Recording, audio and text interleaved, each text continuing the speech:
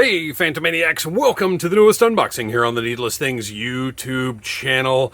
It is time to return to the Multiverse Massacre with the newest release from Grindhouse Toys, the Necromancer. We actually discussed this when we had Chris Scott and Mark from Mark II Designs on Audible Interlude, a G.I. Joe podcast. Please check that episode out. We got a little reveal of this figure, and I could not wait to get my hands on it. I would say the inspiration is obvious, and I am here for it. I'm super stoked about this figure. I was thrilled to be able to get it from Chris in person at Joe Fest, and you can see this packaging is just killer.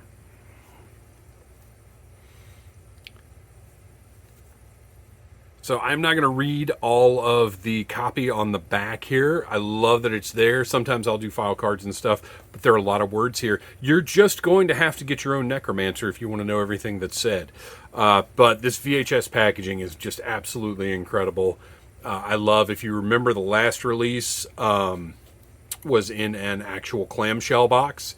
This one probably a little easier. Well, maybe a little more difficult to design, but a little easier to put together because you're just printing the whole thing from scratch instead of trying to track down VHS boxes. But so let's take a look. This is, of course, rated R, restricted.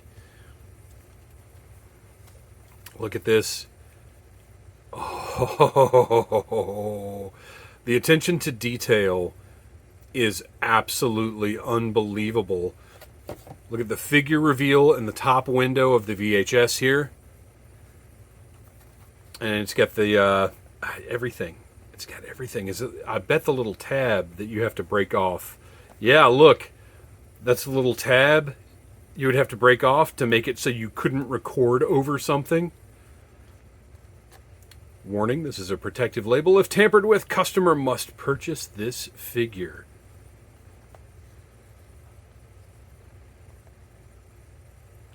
So you'll notice, if you are a VHS aficionado, that when you turn it over, this is actually not lined up correctly. Because this panel, this is like a flap that opens up and reveals the film that's actually on the VHS. This should be oriented the other way. And Chris had stickers printed up to correct this error, which is a level of OCD insanity that I absolutely love. If you remember my review of the book with all the dioramas, there was a sticker in that book that you had to place it because there was a printing error where the wrong knife was put with the wrong Dungeons and Dragons figure, and they actually included a sticker to put over that to correct it. I love this kind of insanity. This makes me so happy because I understand it completely. I am not going to put the sticker on this. I'm going to keep the sticker just in the packaging forever and ever because it's delightful to me that this exists. And I'm sure Chris was like massively disappointed when these things were not printed correctly. But it just makes me happy to know that again, that attention to detail is there. All right. So, there is a Multiverse Massacre action figure. Let's get it out of there.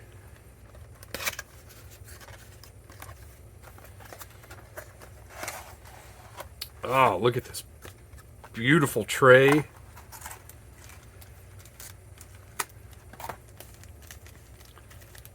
This soft goods cloak is insane. Oh my gosh. Oh, it's got a firmness to it. We'll take a look at that in a minute. This is unbelievable. So it's got a tray and a tray cover. The amount of accessories in here is just bonkers. We're going to take a look at every single one of them. I'm going to put the cape over here so I don't forget to look at it. Sometimes I'll set stuff to the side, especially if there's just tons and tons of accessories. And I'll forget to go back to it later. Okay, so we'll set it right over here with the other accessories. Time to zoom in for a look at the figure itself. Look at that translucent head, that gorgeous translucent head with that incredible skull paint on the front. I mean, this doesn't remind me of anybody. What about you? Clearly, there's a tribute in play here. Look at all the painted detail, all the battle scars. Unbelievable. This is a work of art. This is one of those toys. I mean, look, to me, really, every toy is a work of art, because sometimes it's a work of art purely from the creator's vision. Sometimes it's a work of art in dealing with the budgetary limits of a retail line. So it's all art for different reasons. And it's every kind of toy is fascinating to me. Whether it is a retail release where they're working within constraints, or something like this that is clearly just the vision of a creator. But we're going to have Chris back on Needless Things very soon to get into more detail about this. But also, working within all art is improved by limitations, I believe. And there were limitations involved with designing this, all of these Multiverse Massacre figures. And we'll talk more about those when we get Chris back on the show.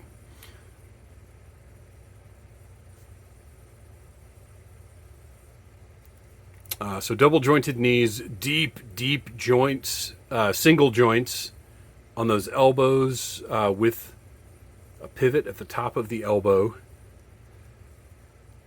Standard, oh gosh, every little part has a little more articulation than I expect, a little more range than I think from looking at it. This is just a well-designed figure in the first place that he's working from. Look at that deep double-jointed knee bend. Standard modern ankle with the peg and the disc. Anybody who's not using these ankles at this point is nuts. Mattel, I'm talking to you. Look at the painted detail of the sole on the boot, that metallic purple. You know I'm a sucker for metallic purple. Come on.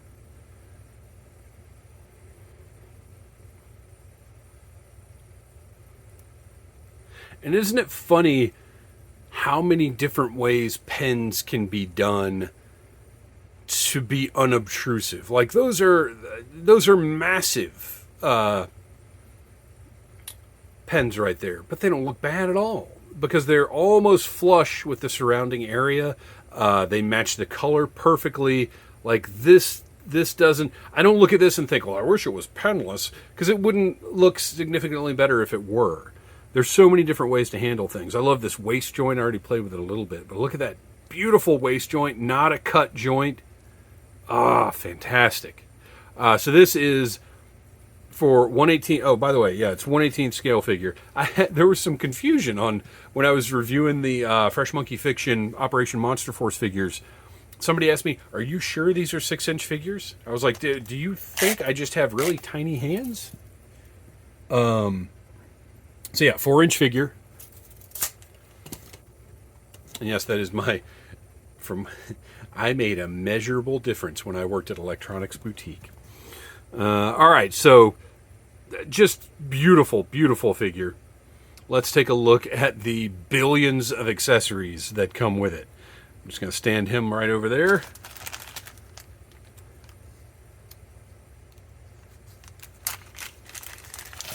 Good Lord.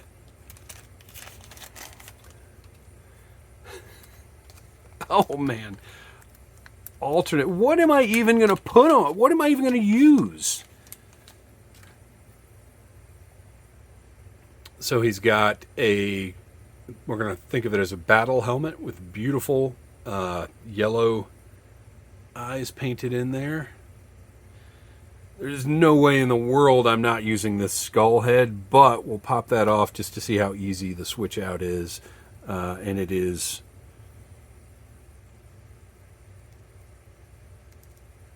Oh, that one doesn't quite... There it goes. There it goes.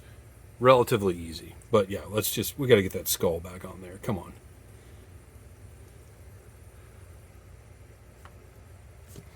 This is crazy. All right. You know what? Just to be sure I don't forget, let's take a look at the cloak, which is solid soft goods. I don't know how to explain. Look at the detail on this thing. Look at the cut. Look at the paint. Absolutely incredible. It almost feels papery, but it is soft goods. And there's a wire going from one side of the front through the hood. Get that hood opened up there.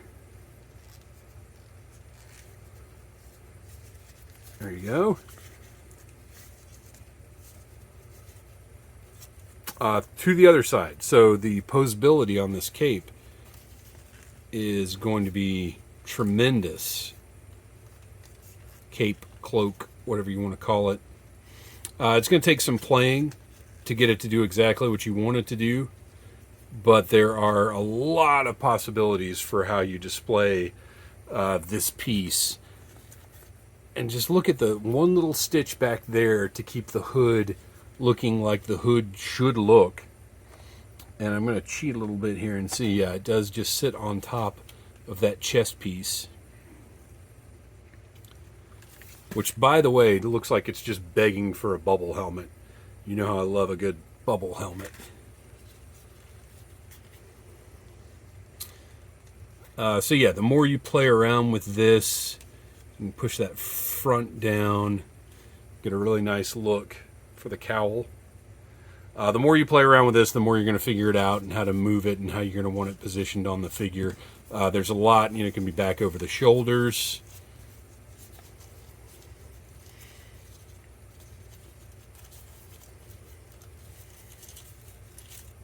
A lot that can be done with that piece. I know I didn't just create the best look right there, but you can tuck that up under his chin. Get that to stay in place. I don't know, like I said, the more you play around with this piece, the more you're going to be able to do with it. All right, so let's move on to the jetpack. Again, that metallic purple, but look at all of that sculpted detail.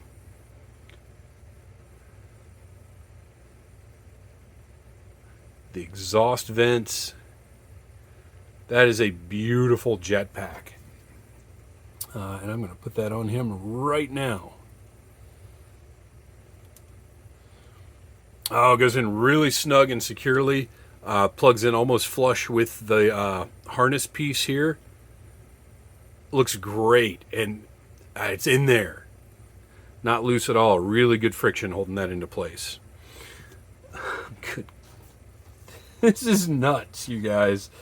I'm going to try and separate these parts out by category, I suppose. So you have got some sort of blast effect type pieces here. I wonder if...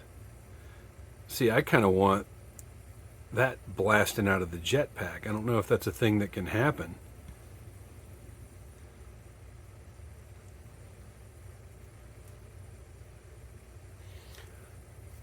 Potentially. I don't think that's intended necessarily, but I like the idea that it's maybe like a magic jetpack. So the blasts are a little different from your standard jetpack blasts. Kind of cool. But obviously those can go on the arms for spell casting or whatever. Just a cool little effect. And the sculpt and the paint. Look at that. Look at the paint on them. They could have just been that translucent yellowish color, but there's actually paint on those as well.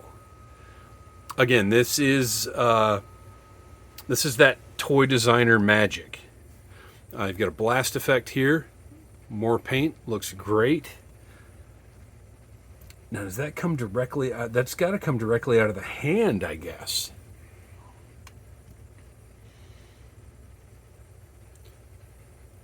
Maybe? That's kind of the fun of this, is there just no limits to what you can do with these parts. If it fits, do it. We have got some blasters. Oh wait, okay. Here's another little armor piece. I'm going to bring the box back so I can do a little cheat here. So here is another armor piece. I would like that up on his arm. I think that looks good. I dig that. So that's going to go up there. Oh, he's got two. He's got two. Okay.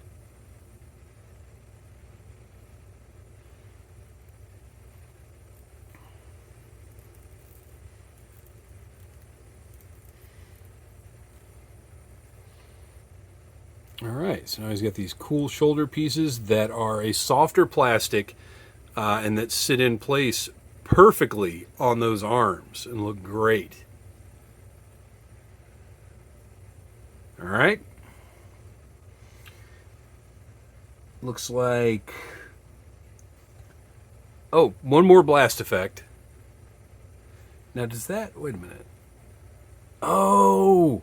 Okay. I mean, he can be just blasting magic out of his hands. There's no reason he can't. I couldn't... The holes are so recessed in there, I did not realize there were ports for these.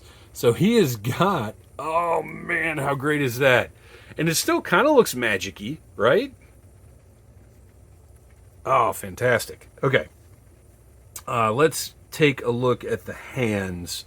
I usually just like to take a look at a pile of hands and then move on. So he comes with 2, 4, 6 additional gloved hands. 2 of those are just open, sort of graspy, gesturing hands. 2 C grips with no trigger fingers. And then fists for punching. You always got to have fists for punching. And the fists for punching are up and down pivots. Let's see, wait a minute. Ooh, now that's interesting. Okay. Oh, no, wait. Okay, so the fists, sorry. So the fists for punching are side to side. And then the C grips are up and down. And then the gesturing hands are also, well, they're up and down or side to side, depending on how you have them plugged in or how you have them rotated. Okay. And then the default hands, the trigger finger hands, are up and down, as they should be. Then you also have magic hands, I guess, what we're looking at here. And so many more.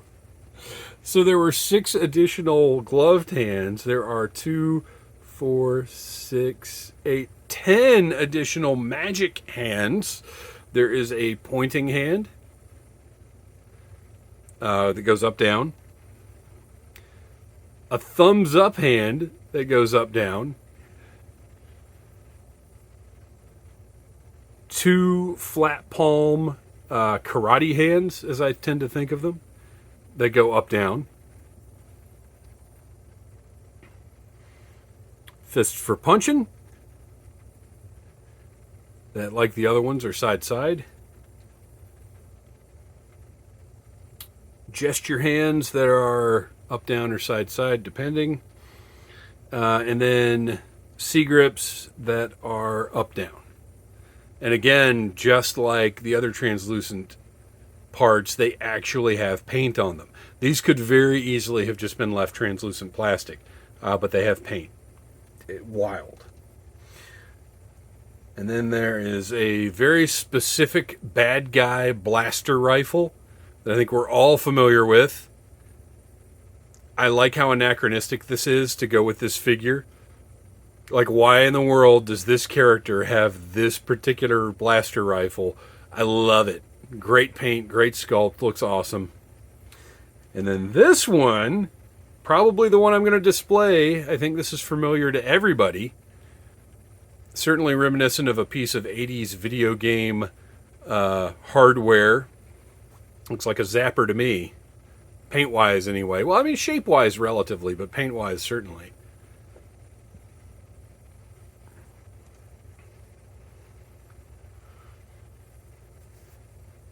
And then we have an assortment of bladed weapons. 2 swords, again with that same paint job on the translucent plastic. 2 curved knives that I know have a specific name, and I cannot think what it is. Tell me in the comments. 2 sais. And 2 short swords, I would say. These are a little softer plastic. This one needs to be heated up a little bit to get it straightened out. These are really cool, though. These have a little more, to me, these 2 have a bit more character than some of the other ones. These seem less like generic ninja weapons. Now, don't get me wrong, none of these are generic because they're all translucent plastic with this paint app on them. But these seem a little more distinctive than the other bladed weapons. So these are probably the ones that I'm going to get. I don't know what I'm going to kit this guy out with. There's so many options. So that is everything. Let me get it all back in the picture here so you can see just how insane this set is. I'm looking for the Grindhouse Toys website, which may just be Grindhouse Toys. Let's see. Because obviously I want to be able to tell you guys where to go to get this. Speaking of anachronistic, it would be anachronistic to have a website on a VHS, wouldn't it? Maybe. So just Google Grindhouse Toys. We're all adults. We know how to Google things. As I try to get... I don't even know what the piece count is on this, and I'm not going to sit here and make you suffer through me doing a piece count, because it's just so much. Obviously, this encourages multiple purchases. At a bare minimum, I would think you would want 2 of these because you have the helmet option and the skull option. I'll just get that cape in there at the bottom. So there you go. Absolutely incredible. The Necromancer from Multiverse Massacre from Grindhouse Toys. It's a must-have. This is an example of what I talk about when I say toys as art. There is a very specific artistic vision here. Looking at this figure tells you at least something about who Chris Scott is. And I love that kind of stuff. This is just right up my alley. From its inspirations to its execution, this is an incredible figure, and I highly recommend Google Grindhouse Toys right now and get on it. You're going to be happy you have this. And I believe some of the other Trooper from last year might still be available. Maybe not very many of them, so act fast. Thanks for watching. Please like, subscribe, share, tell your friends about Needless Things, and until next time, buy what you like. Smash that like button if you like Needless Things.